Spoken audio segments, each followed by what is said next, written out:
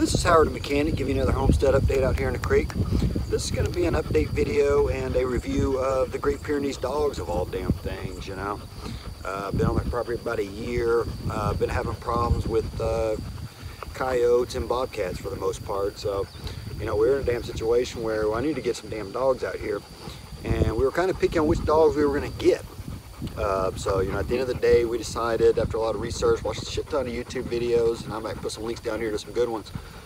We decided to get some Great Pyrenees dogs. You know, I'm in this situation now where bobcats robbing us fucking blind out here. And so we decided on the Great Pyrenees after you know, doing a lot of research and looking into it. And it's not a real common dog here in the south. Mostly because it's about 150 down here. Okay, about 150 fucking degrees down here in about in August, you know. So it's not as popular dog down south as it might be in some other parts of the country. Decided on the Great Pyrenees in particular to stay with the livestock. You know, it is a big dog. We had a hard time finding them, to be honest with you. I mean, you know, we, like most people do, we saw a bunch of them on Craigslist, you know. Problem that I found and I ran into, a lot of the dogs I found on Craigslist are a lot of ones that were cheap, if you want to call it that. Is people that got them and they're cute and fluffy. They're just little dogs and they're fluffy. And next thing you know, damn thing's 100 pounds. You know, and you got this thing on 0.002 acres, or you got this damn thing in your apartment complex, and those are the ones they're trying to give away. And I didn't want one, to be honest with you. Just from my previous experience with dogs, I like to get them young, and I like to get them associated with the kids, you know. So that's something to keep in mind if you got little ones. That, you know, these dogs get 100 pounds, easy. You know, I've seen them 120, 140 pounds. So we decided to go ahead and get the Great Pyrenees and experiment with it. We got purebred ones. I know there's a lot of people out there recommend getting half-breed ones or mix all kind of shit and all that. I didn't fuck with that. So went out and got purebred ones. It's the only way I want to fuck with it, you know. So I actually learned that dog, you know, and I've been satisfied with it. This one's Oakley. She's probably 6 months old. She's about 60 pounds. Got her when she was 2 months old. Been a pretty good dog. You know, we've been satisfied for the most part. Go with the kids. It was a hard decision on what kind of dog to get, you know. I've had every kind of dog you can think of, you know. At one point, I actually was thinking about getting, you know, some labs out here, you know. I needed something with some size on it. The bobcats we out here will attack a small dog, and there ain't nothing worse than your damn dog getting eaten out here by a bobcat. You know, the one thing you're supposed to be protecting again, you know, it's out here getting attacked by it or eaten by it, you know. So we decided to, I wanted something that could get up to about 100 pounds, you know. As much as I love labs, the problem what I've had with the labs is great little dogs, the dumbest fucking dog I ever owned. I'm just going to be 100% honest with you, you know. And another option that we had was, you know, I had German Shepherds before.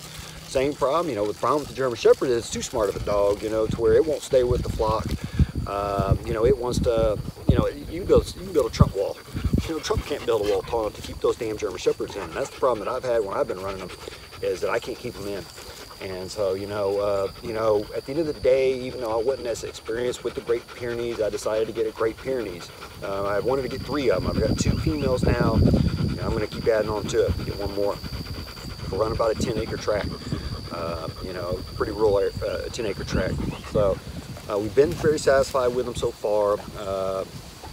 I would recommend getting one off the farm. You know, like I said, most ones you see on Craigslist, you know, the dog's in a fucked up situation. In some ways, the dog's been ruined at no fault of its own, as far as, you know, it's been in an apartment complex.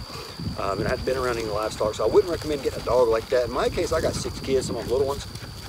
So my biggest concern was, number one, is the dog needs to protect the house and get along with the kids. If it can't do that, you know, the damn thing's gonna be in a hole in the ground out there, regardless of what breed it is or how much it costs.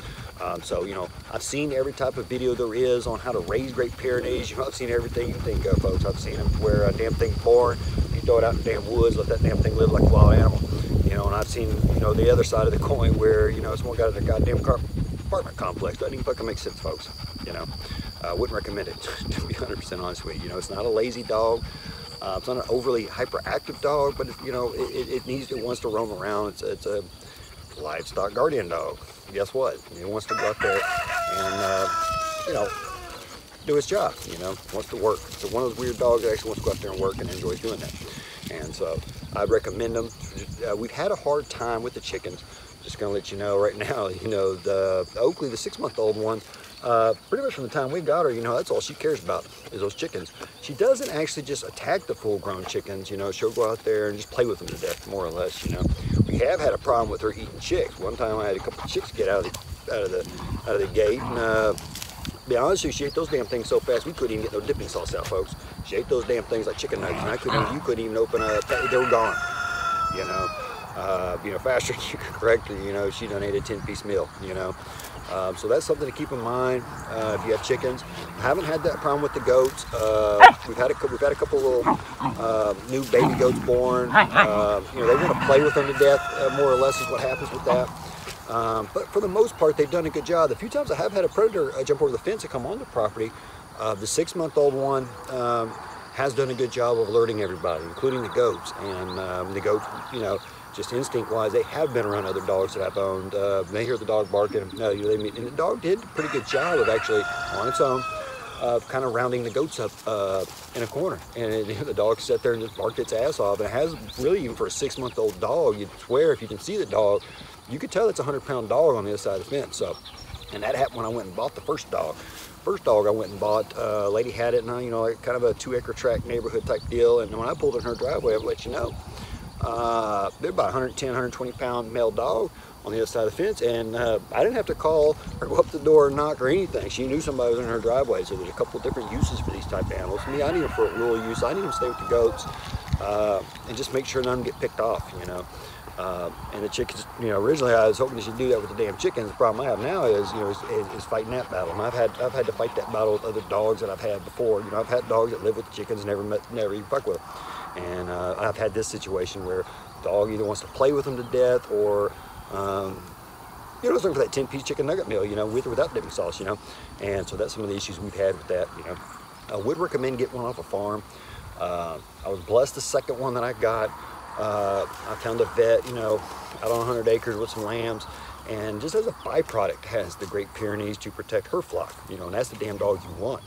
And that's exactly what I did. I went out there. I couldn't get out there fast. It was 2.5 hours away to go get that fucking thing out of a barn. And I've had better success with that dog that literally I got out of a goat pen inside a huge barn. And I had better luck with that dog, you know, and right now that's the way we're going to do it, you know. From now on, that's the only place I'll get a dog is off a farm if I'm using it for farm use. You know, you're looking for a lap dog, you may want to get a different breed. I'll be honest with you. Had them inside the house for first couple of days. I brought them home. They were late, you know, 8 weeks old, something like that. I had them up in the house just to get familiar with the kids, and you know, I didn't want to get hurt outside, be a victim outside either. One downside that I have that I don't like just raising dogs in general is that I don't have an older dog out here to train the smaller ones, you know. So in some cases, you know, in my dog's defense, you know, she's out there trying to learn how to be a livestock guardian dog on her own. And you know, if I wish I had, you know, at some point everybody starts off at that point where, you know, you've got regardless what kind of livestock it is, you know, you've got a little one, you know, and it's just a building process, and that's a process we're on. So I'm starting off with 2 young females. I wanted to mail a female, I couldn't find one. Like I said, they're a little bit harder to find in South Texas, and I keep that in mind when you get these damn things. These things are furry, man, and it's hot.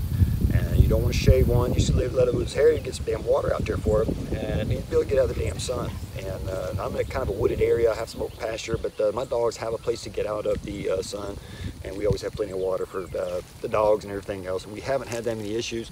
No health issues yet so far. Both of them have been real healthy. I hadn't had any issue with either one of them. They're both really strong dogs, and I can't express that enough. You know, you got little ones, and that's with any big dog. But in particular with these, you know, when they play rough, and they're big dogs. And that's something to keep in mind if you got little ones, you know. And that like going back to what I said before, is that's some of the reason. One of the first things, the most important things for me is the actual dog to get familiar with the family, because I give a damn what the hell it does out in the field. If you know, if it's not friendly around the house, that damn thing would be in a hole. You know, I just can't have it around my little ones. I give a hell less about the damn livestock out there if the family ain't safe. You know, so that's something to keep in mind. And I'm gonna do some more update videos on this, and I'm gonna do a couple series on different things we've learned about them. And that's coming. This is kind of a trial video. I think I'm just gonna run with it, just to put something out there. I've done a video in a while, and you know, so hit that damn subscribe button. You got some comments or questions, you know, leave them at the damn bottom. You got a rude comment, that's good too. Make the damn thing funny. Get that shit lit up down there.